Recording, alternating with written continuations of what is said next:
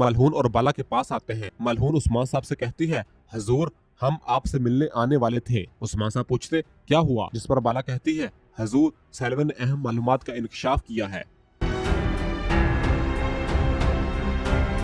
और फिर दूसरी जानब जंदान में अली साहब का एलची और बाकी तमाम सिपाही कैद होते हैं। वो एलची अपने सिपाहियों से कहता है, फिक्र न करो, हम यहाँ ज्यादा देर तक नहीं रहेंगे। जिस पर एक सिपाही कहता है, अली साहब का पैगाम पहुँचाने की बजाय आपने उस्मान साहब के साथ काम किया। ये सुनकर वो एलची कहता है, अपने अल्फाज पर गौर करो, मैं मजबूर था, मैंने अपनी मर्जी से नहीं किया, इसे इस तरह जाना जाए। और उस एलची को निहायत गुस्सा आ रहा होता है और फिर वो कहता है, मुझे तुम पर कभी भरोसा नहीं करना चाहिए था उस्मान साहब, मुझे तुम पर यकीन नहीं करना चाहिए था। और फिर इधर अंदर खेमे में उस्मान साहब कहते हैं, तो आप कहते हैं कि बारकुन गद्दार है। जिस पर मलहून कहती है, हमने देखा कि सैलवे ने खुद इसका एतराफ किया है, इसने बारकुन को बताया कि तुर्गत साहब जा रहे हैं। और फिर बाला कहती है, जाहिर है बारकुन ने अपने करीबी दोस्त अहमद को खबर भेजी। ये सुनकर उस्मान साहब थोड़ी देर सोचते हैं और फिर पूछते हैं, और सैलवे खातून ने और क्या कहा। इस पर बाला कहती है, इसने कहा कि सब कुछ बारकुन ने अपने कबीले के लिए किया। इसने कहा कि हमें इसे गलत नहीं समझना चाहिए, लेकिन वो बेचैन थी, वो हमसे माफी मांगती रही। ये सुनकर उस्मान साहब कहते हैं, क्योंकि इसे गलती का एहसास हुआ, इसने बड़े जुराइम किए होंगे। और फिर बुरान कहता है, मेरे हजूर क्या ये मुमकिन है कि तुर्गत साहब पर लगाए गए जाल में बारकुन साहब का हाथ था। और फिर जरकुताय कहता है, अगर ऐसा है तो इसका मतलब है कि इसने खुद को अच्छी तरह से छुपा रखा था। और फिर कोहनूर कहता है, सैलवे खातून ने कहा है कि वो अहमद बे का दोस्त है, क्या इसने अपने ही दोस्त को मार डाला। और फिर तैमूर पूछता है, क्या सैलवे खातून ने जो कहा वो बारकुन साहब की गद्दारी का सबूत है। जिस पर आयशा कहती है, वो बरसों से हमारे साथ है और इसने कुछ गलत नहीं किया, अब वो हमें धोखा क्यों देगा। ये सुनकर उस्मान साहब कहते हैं, क्योंकि इसने हमारी आंखों में देखकर ऐसी हरकतें की, हो सकता है इसने अहमद को मारा हो। और फिर आइगुल कहती है, हो सकता है कि इसने मारा हो, क्या गद्दारी की कोई वजह हो सकती है, मुझे यकीन है कि इसकी इसमें दिलचस्पी होगी। और फिर उस्मान साहब कहते हैं, हम इसके बारे में सब कुछ जान जाएंगे, हम अपना मंसूबा बारकुन के जरिए बनाएंगे। और फिर उस्मान साहब तैमूर से कहते हैं, तैमूर बाय संगूर के साथ तुम अली साहब के पास जा रहे हो। तैमूर कहता, जो हुक्म। और फिर उस्मान साहब कोहनूर से कहते हैं, कोहनूर तुम मुस्तफा और तुर्गत साहब के पास जाओगे। कोहनूर कहता, जो हुक्म। और फिर उस्मान साहब जरकुताय से कहते हैं, जरकुताय तुम बारकुन और हसामुद्दीन के पीछे जाओगे और इन पर नजर रखोगे, वो अभी जनाजे में जा रहा है, अगर वो गद्दार है तो खबर जरूर भेजेगा। इस पर जरकुताय कहता है, जो हुक्म मेरे सरदार। और फिर बुरहान पूछता, मेरे सरदार एलची अब भी हमारे कैदी हैं, हम क्या करने जा रहे हैं। जिस पर उस्मान साहब कहते हैं, हम इसे यही रखेंगे जब तक हमारा मंसूबा काम कर रहा है, वो हमारे हाथ में रहेंगे। जिस पर बुरहान कहता, जो हुक्म मेरे सरदार। और फिर सब लोग खेमे से बाहर चले जाते हैं। बाला और मलहून उस्मान साहब के पास रुकती हैं। मलहून उस्मान साहब से कहती है, मुझे माफ कर दे मेरे सरदार, मैंने इस गद्दार को कबीले में आने दी। इस पर उस्मान साहब कहते हैं, नहीं मलहून, तुमने कुछ गलत नहीं किया, इनके दो चेहरे, उन्होंने ना सिर्फ आपको बल्कि हम सबको धोखा दिया, फिक्र ना करो। और फिर कहते हैं, लेकिन हमें अभी सैलवे खातून के पास अपना आखिरी फर्ज अदा करना है, चलो। और सब वहाँ से रवाना होते हैं।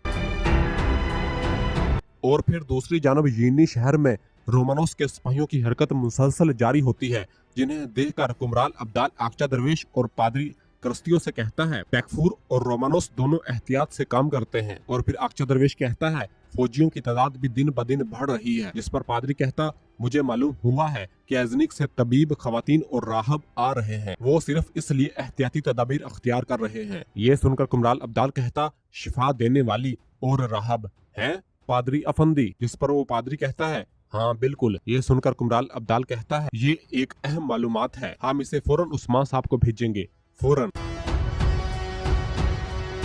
और फिर दूसरी जानब बारकुन सैलवे खातून की कब्र पर मौजूद होता है और वहाँ फातिहा ख्वानी कर रहा होता है, तो उसके तमाम सरदारान बारकुन के पास आते हैं और सैलवे खातून की ताजियत करते हैं और कहते हैं, मुझे आपके नुकसान पर अफसोस हुआ बारकुन साहब। और तमाम सरदारान एक एक करके बारकुन साहब से अफसोस करते हैं। और फिर उन तमाम सरदारों के चले जाने के बाद बारकुन सैलवे खातून की कब्र पर बैठकर हसामुद्दीन से कहता है, हसामुद्दीन फौरन रोमानोस के पास जाओ, इसे बताओ कि उस्मान यीनी शहर पर हमला करने वाला है, वो अपने सिपाहियों के साथ एकबीक के इर्द गिर्द पोजीशन लेगा, यकीनी बनाओ कि वो इस बार उस्मान को मार पाए। इसी दौरान जरकुताय भी वहाँ पर आ जाता है और छुपकर बारकुन और हसामुद्दीन को देखता है। और फिर बारकुन हसामुद्दीन से कहता है, रोमानोस को बताओ कि वो अगर इस बार उस्मान को ना मार सका तो बारकुन साहब आपको उस्मान के हाथ में नहीं छोड़ेगा, मैं उसे खुद मार डालूंगा। जिस पर हसामुद्दीन कहता है जो हुक्म मेरे सरदार, और रोमानोस को ये खबर पहुंचाने के लिए रवाना हो जाता है। जरकुताय उसे जाते हुए देख लेता है और कहता है देखते हैं कि तुम क्या कर रहे हो बारकुन और उसके कुत्ते। हसामुद्दीन के रवाना हो जाने के बाद बारकुन सेल्वे खातून की कब्र पर बैठकर कहता है तुम्हें मुझसे जैबे ने नहीं छीना सेल्वे, मुझसे तुम्हें काई कबीले ने छीना है, मैं इन सब को मार डालूंगा।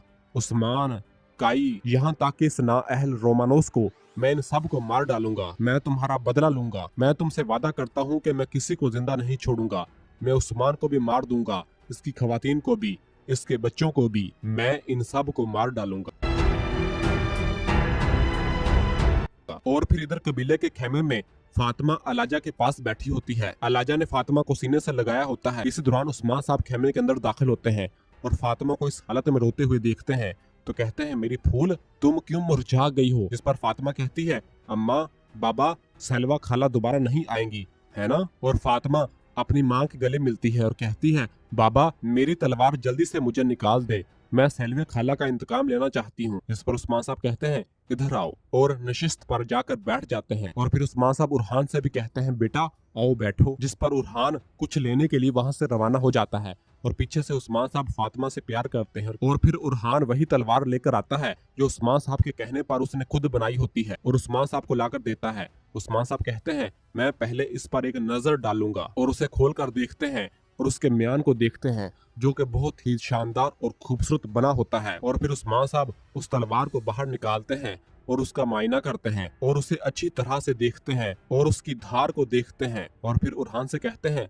जबरदस्त, माशाल्लाह, जैसी मैं चाहता था बिल्कुल वैसी ही है। और फिर उस्मान साहब कहते हैं जब कि तुमने इसकी नकल साजी की है तो तुम ये इसे दोगे। और फिर उरहान फातिमा से कहता है ये तुम्हारी है, मैंने अलाउद्दीन भाई के साथ मिलकर ये बनाई है बहन, और उसे वो तलवार देता है। जिस पर फातिमा कहती है अल्लाह आपसे राजी हो भाई, और उस तलवार को लेकर बहुत ज्यादा खुश होती है और उसे निकालती है और उसे देखती है। और फिर उस्मान साहब कहते हैं ये आपके हाथ में अच्छी लगती है बेटी, चलो अब अपने भाई के हाथ चूम लो। और फिर फातिमा उरहान का हाथ चूमती है और उस्मान साहब कहते हैं मेरी खूबसूरत बेटी तुम अपने भाई के लिए अच्छी बहन होगी, आप हसद नहीं करोगे। और फिर उस्मान साहब सबको गले से लगाते हैं और सब किले के जिंदान में जब जैबे कैद होता है तो उस्मान साहब उसके पास आते हैं। उस्मान साहब को देखकर जैबे रोते हुए कहता उस्मान साहब मेरे पैरों तले जमीन और आसमानों में गोग टेंगड़ी मेरे गवाह हैं, मैं कसम खाता हूँ मुझे अफसोस है, मैं सिर्फ सोना चाहता था। और खांसने लग जाता है और फिर कहता है क्या आप मुझे नहीं देखते, मैं आपसे इल्तिजा कर रहा हूँ, अजीम टेंगड़ी की मौजूदगी में मेरी आपसे दरख्वास्त है, आप मुझे माफ कर दे उस्मान साहब, एक भूखा आदमी हर एक के काम आएगा। जिस पर उस्मान साहब कहते हैं तुम यहाँ कुत्ते की तरह खड़े हो, लेकिन जब भी तुम अपना मुंह खोलते हो तो गंदे अल्फाज निकालते हो। और फिर कहते हैं जब कुत्ता जाल में फंस जाता है वो और भी जोर से भौंकता है, मुझे लगता है कि तुम पिंजरे में कैद हो, लेकिन मैं तुम्हें एक चीज बता दूं, तुम्हारे अल्फाज की कोई अहमियत नहीं है। ये सुनकर जैबे कहता मैंने सुना कि आपने एक मंगोल को सिपाही में बदल दिया था और इसे एक तुर्क की तरह अपने साथ लड़ने दिया उस्मान साहब, आपने इस पर एतमाद किया, आप इसे अंदर ले गए, मुझ पर भी भरोसा करें, मुझ पर रहम करें उस्मान साहब, आपको आपकी खिदमत में एक और तलवार मिलेगी। जिस पर उस्मान साहब कहते हैं क्या तुम फरऔन को जानते हो, इसने हजरत मूसा अलैहिस्सलाम को झूठा कहा, जब इसे मालूम हुआ कि वो डूब रहा है तब इसने कहा कि वो मुसलमान है, लेकिन वो सच्चा ईमान नहीं था, यही वजह है तुम भी फरौन की तरह हो, इसलिए मेरी तरफ से रहम की उम्मीद न रखो। जब मैंने तुम्हें पकड़ा तो तुमने हथियार डाल दिए, वो तलवारें जो हमारे साथ हैं वो ईमान के नूर से चमकती हैं। और फिर इसी दौरान बारकुन और शामिल जिंदान के अंदर दाखिल होते हैं और बारकुन जैबे की जानब देखता है और जैबे बारकुन की जानब। और फिर दूसरी जानब कारवां सराय में अली साहब के पास उसका सिपाही आता है और आकर बताता है हुजूर उस्मान साहब का भतीजा तैमूर आया है, वो खबर लेकर आया है। ये सुनते ही अली साहब को निहायत गुस्सा आता है और कहते हैं तैमूर तुमने मेरे बेटे को कत्ल किया, और अपनी तलवार निकाल लेते हैं। और फिर तैमूर और बाईसंगुर जैसे ही कमरे के अंदर दाखिल होते हैं तो अली साहब और तमाम सिपाहियों ने अपनी अपनी तलवारें खींची होती हैं।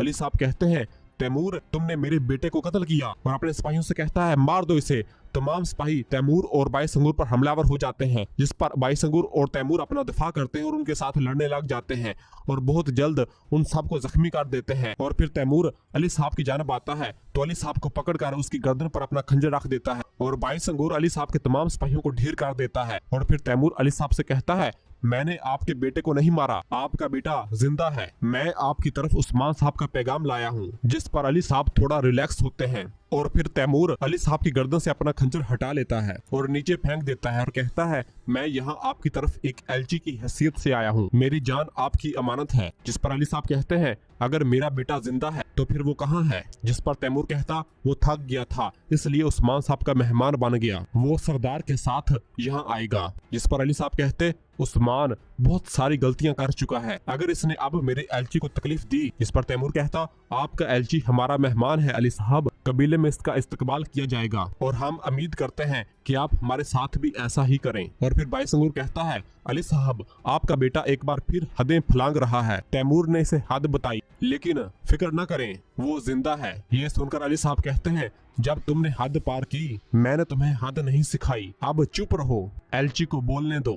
और फिर तैमूर से पूछते हैं उस्मान साहब ने क्या कहा? जिस पर तैमूर कहता है वो कल खुद तुर्गत साहब को आपके पास लाएंगे और आपका बेटा भी वहाँ होगा। उस्मान साहब वो करेंगे जो इंसाफ कहेगा। ये सुनकर अली साहब हंसते हैं और कहते हैं मैंने समझा कि काइयों ने अपने आबाओ अजदाद से कुछ नहीं सीखा, लेकिन मुझे लगता है कि उस्मान को मामलात समझ आ रहे हैं। जिस पर तैमूर कहता है काइयों ने हमेशा इंसाफ का परचम थामा है, आज की तरह काई कभी नहीं बदले अली साहब, लेकिन आप जब आपको फायदा ना दिखे आप हकीकत नहीं देखना चाहते, काइयों का इंसाफ सब देखेंगे। ये सब सुनकर अली साहब अपने सिपाहियों से कहते हैं हमारे मेहमान को इसके कमरे में ले जाओ और सिपाही उन्हें उनके कमरों तक ले जाते हैं।